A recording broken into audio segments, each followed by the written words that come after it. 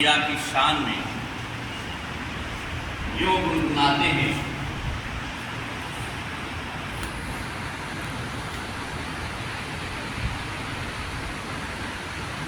کہ واہ کیا جود و کرم ہے شہ بطحا تیرا، واہ کیا جود و کرم ہے شہ بطحا تیرا، نہیں سنتا ہی نہیں ماننے والا تیرا۔ اور فرش والے یا رسول اللہ، فرش والے تیری شوکت کا غلو کیا جانے، خسروا عرش پہ اڑتا ہے پریلا تیرا۔ اور کروڑوں درود کی ڈالی نچھاور کرتے ہوئے امام اہل سنت یوں عرض گزار ہوتے ہیں کیا اور کوئی غیب کیا تم سے نہاں ہو بھلا، یا رسول اللہ اور کوئی غیب کیا تم سے نہاں ہو بھلا، جب نہ خدا ہی چھپا تم پہ کروڑوں درود، سبحان اللہ، جب نہ خدا ہی چھپا تم پہ کروڑوں درود۔ اور خلق کے حاکم ہو تم، یا رسول اللہ خلق کے حاکم ہو تم، رزق کے قاسم ہو تم، جو ملا تم سے ملا تم پہ کروڑوں درود، جو ملا تم سے ملا تم پہ کروڑوں درود۔ اور امام اہل سنت آگے یوں عرض گزار ہوتے ہیں یا رسول اللہ آنکھ عطا کیجئے اس میں ضیا دیجئے، آنکھ عطا کیجئے اس میں ضیا دیجئے، جلوہ قریب آ گیا تم پہ کروڑوں درود، جلوہ قریب آ گیا تم پہ کروڑوں درود۔ عزیزان گرامی وقار، ہر لمحہ چلتے پھرتے اپنے نبی پر درود و سلام پڑھتے رہا، یہ اعمال کی جان ہے۔ اور قیامت کے میدان میں نبی کی شفاعت کا حقدار بننے کے لیے عظیم کوشاں ہے، بے شک بے شک، عظیم الشان کوشاں ہے۔ اگر حشر کے میدان میں آقا کی شفاعت چاہتے ہیں اور اگر نبی کی شفاعت کے کوئی جنت میں جا نہیں سکتے، اتنی تو طے ہے، نمازیں جتنی پڑھ لو، حج جتنے کر لو، جتنے تبلیغ کر لیجئے، نیکیاں کتنوں کر لیجئے، کتنوں روزہ رکھ لیجئے، سال کے 12 مہینے روزہ رکھی، مگر حشر کے میدان میں یاد رکھیں جب تک آمنہ کے لال شفاعت نہ کریں تب تک جنت نصیب نہیں ہوگی۔ اور نبی سے پیار کیجئے گا، درود و سلام پڑھیے گا تو رہتے جیتے جی اس زندگی میں بھی فائدہ ہے بے شک، کہ نبی کے غلام کی تعظیم زمین کا ذرہ ذرہ کرتی ہے، غلام نبی کی تعظیم۔ آقا کی طاقت اور قوت وہ ہے، گستاخ نبی علامہ مولانا جرجیس نے بکا ہے کہ نبی کسی چیز کا مالک و مختار نہیں، معاذ اور ایک بیان میں ڈاکٹر ذاکر نائک نے کہہ دیا ہے کہ آج کے زمانے میں نبی کو ماننا محمد کو ماننا حرام ہے۔ معاذ استغفر اللہ، اللہ۔ یہ ہے غداروں کی پہچان، سب سے بڑا خبیث۔ علم آ جانے سے عالم نہیں ہے، عالم تو وہ ہوگا جو نبی کے علم کو ثابت کرے، بے شک، علم نبی کو ثابت کرے۔ میرے عزیزو، آقا کی طاقت دیکھنا چاہتے ہیں، رسول کون صلی اللہ تعالی وسلم بہت پہاڑ پہ چڑھے، نبی کے ساتھ حضرت عمر ہے، حضرت صدیق اکبر ہے، حضرت عثمان غنی ہے۔ جب پہاڑ ہلنے لگا، صحیح بخاری شریف صفحہ نمبر 563، اور صفحہ نمبر 593 اور شفا شریف صفحہ 202 پر حدیث پاک درج ہے۔ آقا فرماتے ہیں جب میرے نبی احد پہاڑ پہ چڑھے پہاڑ ہلنے لگا۔ نبوت کے وزن برداشت کرنے کی طاقت ہونا، پہاڑ ہلنے لگا۔ جب پہاڑ ہلنے لگا تو آقا نے ارشاد فرمایا اے احد ٹھہر جا، تجھے خبر نہیں کہ تیرے اوپر ایک نبی ہے، ایک صدیق ہے اور 2 شہید ہیں، 2 شہید ہیں۔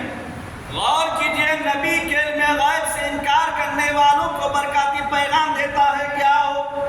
اللہ کے رسول صلی اللہ علیہ وسلم کے علم غیب سے انکار کرتے ہو۔ صحیح بخاری کی حدیث دیکھو، کس قدر احسان فراموش امتی ہوگی جو اپنے ہی نبی کے علم غیب سے انکار، جس نبی کے امت بننے میں فخر ہے اور جس نبی کے صدقے میں دنیا سے لے کر قبر اور قبر سے لے کر قیامت کے میدان تک کامیابی ملنے والی ہے اور عزت ملی نبی کے صدقے میں۔ تو آقا نے ارشاد فرمایا ہے احد تجھے خبر نہیں کہ تیرے اوپر ایک نبی ہے، ایک صدیق ہے، 2 شہید ہیں۔ اب 2 شہید ہیں کس کے تعلق سے فرمایا؟ جو ہی نبی نے فرمایا بہت پہاڑ ہلنے سے ٹھہر گیا،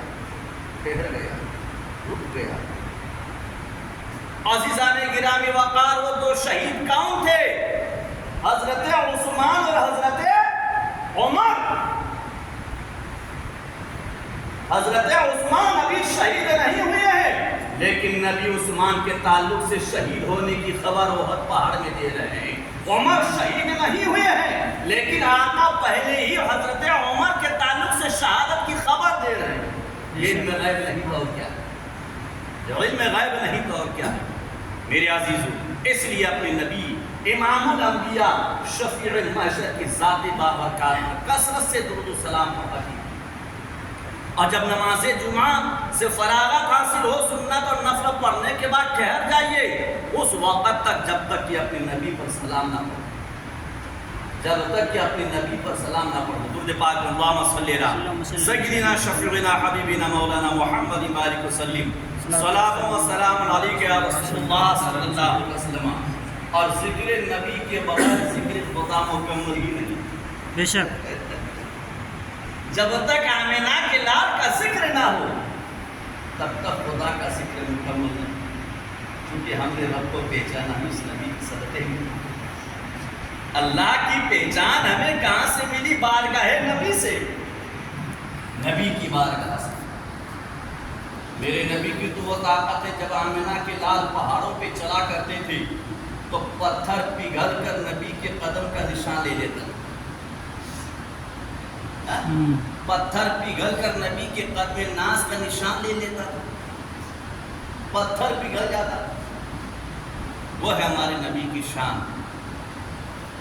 بارکیف جس قرآن مقدس کی میں نے تلاوت کیا ہے آیت کریمہ کے اللہ ارشاد فرمایا یا ایھا الناس اتقوا ربکم، اے لوگو اپنے رب سے ڈرو،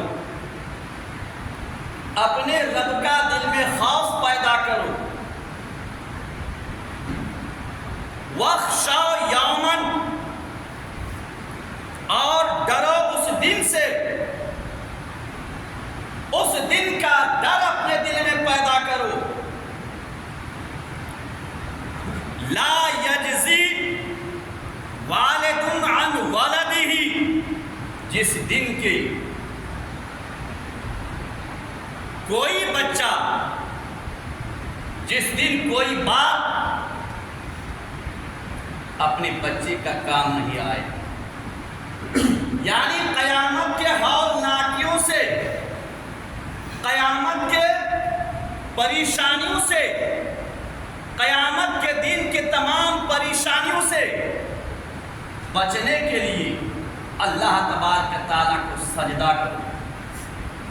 قیامت کے منظر کو اپنے نظر کے سامنے رکھو کہ آج ہم دنیا میں زندگی گزار رہے ہیں عبادات سے دور ہٹ کر، آج ہم دنیا میں زندگی گزار رہے ہیں نماز سے ہٹ کر، آج ہم دنیا میں کما رہے ہیں اللہ کو سجدہ کرنے سے ہٹ کر، لیکن ہمارے دل میں اور نہ ہمارے نظر کے سامنے قبر کا منظر ہے، نہ ہم اپنی نظر کے سامنے قیامت کے منظر کو لاتے ہیں۔ قیامت کا دن وہ کون سا دن ہوگا کہ قیامت کے دن جب پریشانیاں انسان پر آ پڑے گی تو اس دن نہ باپ اپنے بچے کو بچا پائیں گے، نہ بچہ اپنے باپ کو بچا پائیں گے، بے شک نہ باپ بیٹے کے کام آئیں گے، نہ بیٹے باپ کے کام آئیں گے، نہ ماں بیٹی کو بچا پائیں گی، نہ بیٹی ماں کو بچا پائیں گی، نہ ایک دوست دوسرے دوستوں کو بچا پائیں گے۔ قیامت کے میدان میں نفسی نفسی کا عالم ہوگا، کوئی کسی کا حامی و مددگار نہ ہوگا۔ میرے عزیزو، اگر حشر کے میدان میں انسان تپتے ہوئے دھوپ سے بچ پائے گا، اگر حشر کے میدان میں ان پریشانیوں سے انسان نجات پائے گا تو اس کے پاس اس کی خود کی اعمال صالحہ ہونی چاہیے، ان کے پاس نمازیں ہونی چاہیے، ان کے پاس اعمال خیر ہونی چاہیے، اور ان کا ایمان سلامت رہنی چاہیے، جب حشر کے میدان میں تمام پریشانی سے بچ پائے گا۔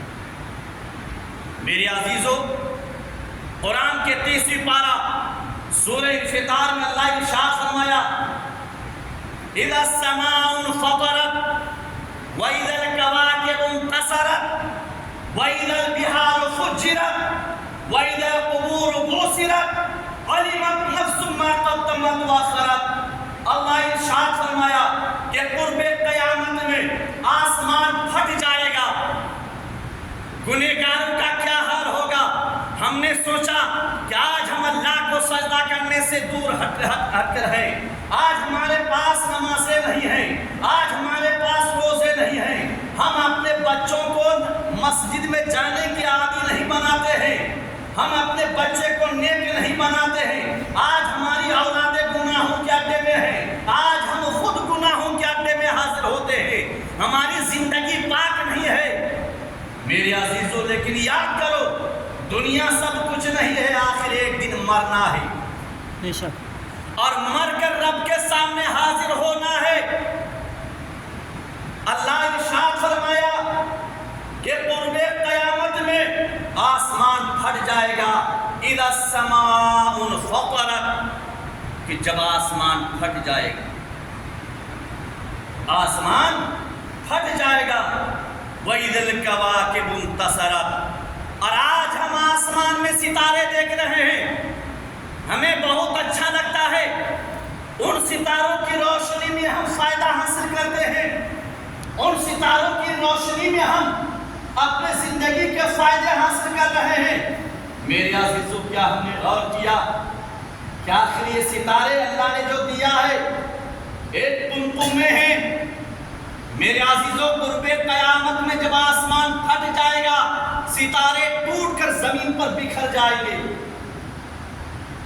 ہم نے اللہ کے پیغام پر غور نہیں کیا، قرآن کی تلاوت کرنے کی ہم نے کوشش نہیں کیا، ہم اپنے بچوں کو، ہمارے بچے قرآن پڑھے ہوئے ہیں، لیکن ہم اپنی اولادوں کو قرآن کی تلاوت کرنے میں زور نہیں دیتے ہیں، گھر میں صبح و شام بچوں کو قرآن کی تلاوت کرنے نہیں لگاتے ہیں، قرآن کے پیغام پر ہم نے غور نہیں کیا کہ اللہ تبارک و تعالیٰ جو ایک مقدس کتاب، ایک پاک کتاب، اللہ نے جو اپنا پیغام دیا ہے، اپنے پیغام کو قرآنی شکل میں بھیجا ہے، اللہ نے جو میسج دیا ہے جو قرآن کی شکل میں ہے، ہم نے اللہ کے پیغام کو سمجھنے کی اور پڑھنے کی ہم نے کوشش کی۔ اللہ ارشاد فرماتا ہے، وَإِذَا الْكَوَاكِبُ انتَصَرَتْ، قرب قیامت میں ستارے ٹوٹ کر زمین پر بکھر جائیں گے، زمین پر بکھر جائیں گے، جیسے کہ آپ نے تسبیح کو توڑو، اس کے دانے کو زمین پہ چھوڑ دو، کیسے بکھر جاتے ہیں، اسی طرح ستارے ٹوٹ کر زمین پر بکھر جائیں گے۔ وَإِذَا الْبِحَارُ فُجِّرَتْ، اور وہ یہ زمین پر جتنے بھی ندی نالے ہیں سمندر ہیں، سب کے سب بہا دیے جائیں گے، سوکھ ہو جائے گا۔ قیامت، قرب قیامت میں تمام سمندر سوکھ ہو جائیں گے، بہا دیے جائیں گے۔ کیا حال ہوگا؟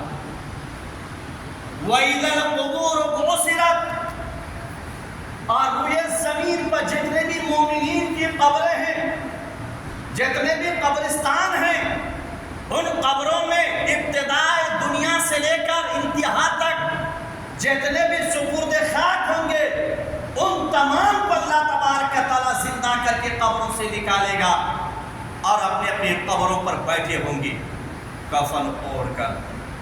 میرے عزیزو، قیامت کے منظر کو ہم نے غور نہیں کیا، قرب قیامت کے حالات پر ہم نے غور نہیں کیا۔ قسم رب کعبہ کی برکاتی کہتا ہے، اگر قرآن کے فرمان پر، قرآن کے معنی میں ہم غور کرنے لگ جاوے، قرآن کے پیغام پر ہم غور کریں، تو انسان کبھی اپنے رب کو سجدہ کرنے سے دور نہیں ہٹے گا، کبھی گناہوں کے اڈے پر قدم نہیں رکھے گا، کبھی ان کے گھر میں گناہوں کا ماحول نہیں بنے گا، کبھی وہ اپنی زندگی کو گناہوں کے جگہ پہ نہیں گزارے گا، کبھی انسان اپنے رب کے نام لینے سے گریز نہیں کرے گا، اللہ کی تسبیح بیان کرتا ہوا نظر آئے گا۔ وہ گھر میں بیٹھے گا تو اللہ کی تسبیح بیان کرے گا، وہ میدان میں رہے گا جب بھی اللہ کی تسبیح بیان کرے گا، وہ دکان میں رہے گا تب بھی اللہ کی تسبیح بیان کرے گا، وہ اپنے کھیت میں رہے گا تب بھی اللہ کی تسبیح بیان کرے گا، وہ کائنات کے زمین کے کسی بھی خطے میں رہے گا، اللہ تبارک تعالیٰ کا نام لیتا رہے گا، اللہ کی تسبیح بیان کرے گا۔ رب ارشاد فرماتا ہے وَإِذَا الْقُبُورُ بُعْثِرَتْ، قرب قیامت میں زمین پر جتنے بھی قبریں ہیں، مومنین جہاں جہاں بھی دفن ہیں، جہاں جہاں بھی اسے دفن کیا گیا ہے، ہر ایک کی قبر پھٹے گی اور تمام اہل قبور اپنے قبروں سے نکل کر اوپر بیٹھ جائیں گے، بیٹھیں گے، کفن کو اوڑھ کر بیٹھیں گے۔ میرے عزیزو، آج گناہ عام ہو چکا ہے، گناہ کو گناہ ہی نہیں سمجھتا بندہ، گناہ عام ہو چکا ہے، گناہ کرنا اپنے زندگی کا انسان نے سیوا بنا لیا ہے، شریعت سے ہٹ کر زندگی گزار رہا ہے، یہود و نصارہ کی سنتوں پر عمل کرنے والا بن گیا ہے، یہودیوں کے طور طریقہ کو اپنا لیا ہے، نصرانیت کے طور طریقے کو اپنا لیا ہے۔ آج ہمارے نوجوان بچے یہودیوں کے طریقے پر زندگی گزار رہا ہے، نصرانیت کا طریقہ اختیار کر لیا ہے۔ آج ہم اپنے بچیوں کو جن سے پیان پہنا دیتے ہیں، باپ کے سامنے حاضر ہے لیکن باپ منع نہیں کرتے، ماں کے سامنے حاضر ہے لیکن ماں منع نہیں کرتے کہ بیٹا یہ لباس یہودیوں کا لباس ہے، یہ نصرانیت کا لباس ہے، یہ کفاروں مشرکین کا پہناوا ہے، اس کو نہ پہنو ورنہ قیامت کے میدان میں اللہ تبارک تعالیٰ تمہیں آگ کا لباس پہنائے گا، جہنم کا لباس پہنائے گا۔ آج بچے بچیوں کے لباس پہننے پر مجبور ہو گیا ہے، یہ فیشن بنا لیا ہے۔ آج ہمارے گھروں سے خیر و برکت کیوں نکل چکا ہے؟ آج ہمارے گھروں میں پریشانیاں کیوں ہیں؟ آج مسلمان قوم مجبور اور ستائے کیوں جا رہے ہیں؟ اس لیے کہ ہم نے اپنے نبی کے سنت کو چھوڑ دیا ہے، ہم نے اپنے بزرگان دین کے سنت کو چھوڑ دیا ہے، طور طریقے کو چھوڑ کر یہود و نصرانی کے طور طریقے کو ہم نے اپنا لیا ہے۔ آج ہم گناہوں میں پیسہ ڈال رہے ہیں، آج ہم بے حیائیوں میں پیسہ ڈال رہے ہیں۔ میرے عزیزو، آج ہمیں فرصت نہیں ہے کہ خدا کے گھر میں حاضر ہو کر ہم نماز ظہر ادا کر لیں، نماز عصر ادا کر لیں، نماز مغرب ادا کر لیں، نماز عشاء میں حاضر ہو جائیں، فجر کی نماز پڑھ لیں، لیکن آج نہیں۔ آج باپ اپنے اولادوں کو ہدایت نہیں کرتے چونکہ وہ خود پابند نہیں ہے، وہ خود پابند نہیں ہے، تو پھر ظالم حکمرانوں کے ظلم و ستم کا شکار ہم نہ بنیں گے تو کون بنے گا؟ جب 300 تیرے تھے تو لرزتا تھا زمانہ، آج سینکڑوں ہو کر کرتے ہیں غلامی، کیوں؟ کہ ہم نے اپنے نشان کو کھو دیا ہے۔ آج یہود و نصارہ اسلامی طور طریقہ کو اپنا لیا اور اس کے طور طریقہ کو مسلمانوں نے اپنا لیا۔ آپ صفائی کے معاملے میں دیکھیے، مسلمانوں کے محلے میں گھس جائیے، آپ کو گندگی ہی گندگی ملے گی، گندگی ہی گندگی ملے گی۔ غیر بھی کہنے پر مجبور ہے کہ جہاں گندگی رہے سمجھ جاؤ مسلمان کا محلہ۔ کیوں؟ کیوں؟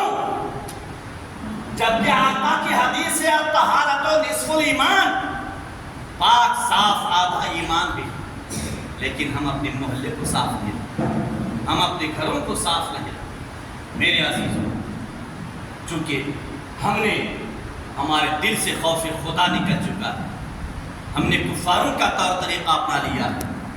رب ارشاد فرمایا وَإِذَا الْقُبُورُ بُعْثِرَتْ، تمام قبر والے اپنی قبروں سے اٹھ کر بیٹھیں گے۔ عَلِمَتْ نَفْسٌ مَا قَدَّمَتْ وَأَخَّرَتْ، تو اس دن جان جائیں گے ہر جان جو اس نے آگے بھیجا جو پیچھے چھوڑ آیا۔ آگے بھیجنے سے مراد صدقہ، خیرات، اعمال صالحہ، نماز، روزہ، حج، زکوٰۃ، نیکیاں۔ اگر اپنی زندگی میں نیکیاں کر گیا ہے، آگے بھیجا ہے کر کے، تو اس دن جب قبر سے اٹھیں گے اس کے نظر کے سامنے اس کے اعمال ہوں گے، اس کے نظر کے سامنے اس کے اعمال ہوں گے۔ ہم بڑی بڑی باتیں کرتے ہیں لیکن عمل خود ہمارے اندر نہیں۔ ہم دوسروں کی اصلاح کیسے کر سکتے ہیں جب تک کہ ہم خود اس پر عمل نہ کریں؟ علمت نفس ما قدمت وأخرت، جان جائیں گی ہر جان جو اس نے آگے بھیجا اور جو پیچھے چھوڑ آیا۔ مفسرین فرماتے ہیں آگے بھیجنے سے مراد اعمال صالحہ ہے، نماز ہے، روزہ ہے، حج ہے، زکوٰۃ ہے، صدقات ہے، خیرات ہے۔ آج ہم مسجد میں بھی آتے ہیں تو ہم اپنے جیب سے ہاتھ ڈالتے ہیں، ہمارے ہاتھ میں 1 روپیہ 5 روپیہ، سب نہیں ڈالتے۔ جتنے نمازی آتے ہیں اگر سب زیادہ نہیں 10-10 روپے ڈال دیں تو یہ تو عدد دکھ رہا ہے 1500 نہیں، یہ 3000 کے قریب جائے گا۔ ہم پان گٹھا میں ڈال دیتے ہیں، اب اپنے شاپ میں ڈال دیتے ہیں، لیکن خدا کے گھر میں ہم جلدی ہمارے جیب میں ہاتھ نہیں ڈالتا، ہمارے جیب میں ہاتھ نہیں ڈالتا۔ کس قدر ہماری سوچ اور ہمارے نفس کیسا ہو چکا ہے۔ شیطان غلبہ کر لیا ہے، گھر بنا لیا ہے۔ میرے عزیزو، خدا کے گھر میں جو تم ڈالو گے وہ قیامت کے میدان میں جب قبر سے ہم اٹھیں گے ہمارے نظر کے سامنے ہوگا، اور وہی اعمال کی وجہ سے ہم بخشے جائیں گے۔ میرے عزیزو، علمت نفس ما قدمت وأخرت، تو جان جائیں گے اس دن ہر جان جو اس نے آگے بھیجا جو پیچھے چھوڑ آیا۔